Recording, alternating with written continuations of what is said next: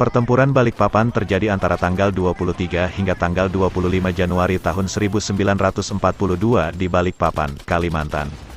Setelah Jepang berhasil merebut sebagian besar ladang minyak di Tarakan pada 11–12 Januari tahun 1942, sebuah ultimatum dilayangkan kepada Belanda.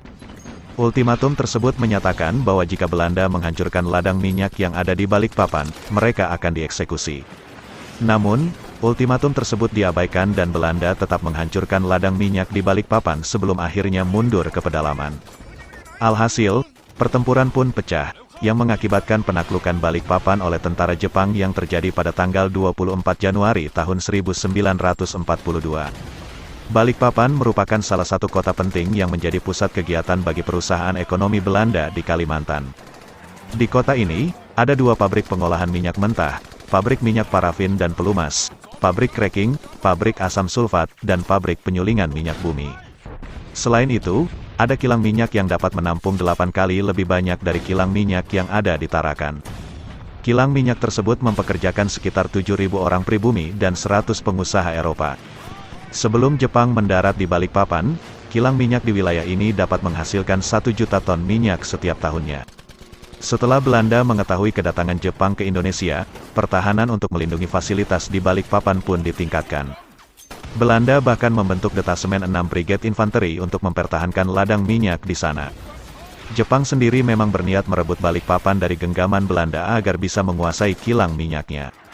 Selain itu, pelabuhan dan lapangan udara di Balikpapan juga berguna bagi penaklukan Jepang atas Kalimantan dan Jawa. Ultimatum Jepang setelah menguasai Tarakan, pada tanggal 16 Januari tahun 1942, utusan Jepang mulai bergerak ke Balikpapan menggunakan kapal motor BPM Parsival. Utusan itu menyampaikan ultimatum, apabila kilang minyak di Balikpapan dihancurkan, maka Jepang akan menyerang dan membantai pasukan Belanda. Namun, Letkol C. van den Hugenben dari Belanda tidak menghiraukan ultimatum tersebut dan segera memerintahkan anak buahnya mulai menghancurkan ladang minyak di Balikpapan. Ia juga memerintahkan anggotanya untuk mulai menghancurkan semua sumur, kilang, dan fasilitas pelabuhan di Balikpapan. Pada tanggal 20 Januari malam hari, kobaran api terlihat dari penghancuran yang dilakukan oleh Belanda terhadap beberapa kilang minyak di Balikpapan. Kobaran api tersebut bahkan dapat terlihat dari jarak 100 km.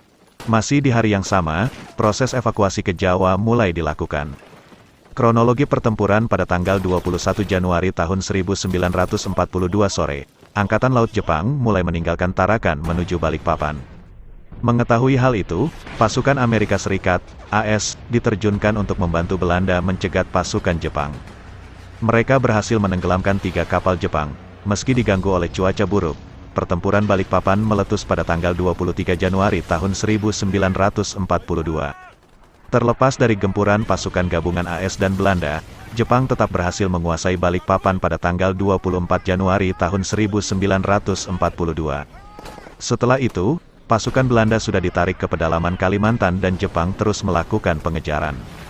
Pada tanggal 25 Januari tahun 1942, perang diakhiri setelah pasukan AS dan Belanda kalah dari serangan Jepang.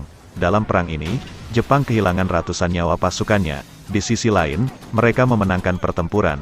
Setelah menduduki Balikpapan, detasemen Sakaguchi mulai menyapu sisa perlawanan Belanda dan Jepang segera mendirikan lapangan terbang Manggar pada tanggal 26 Januari tahun 1942. Meski banyak kilang minyak yang sudah dihancurkan Belanda, Jepang berhasil memperbaiki kilang minyak di Balikpapan.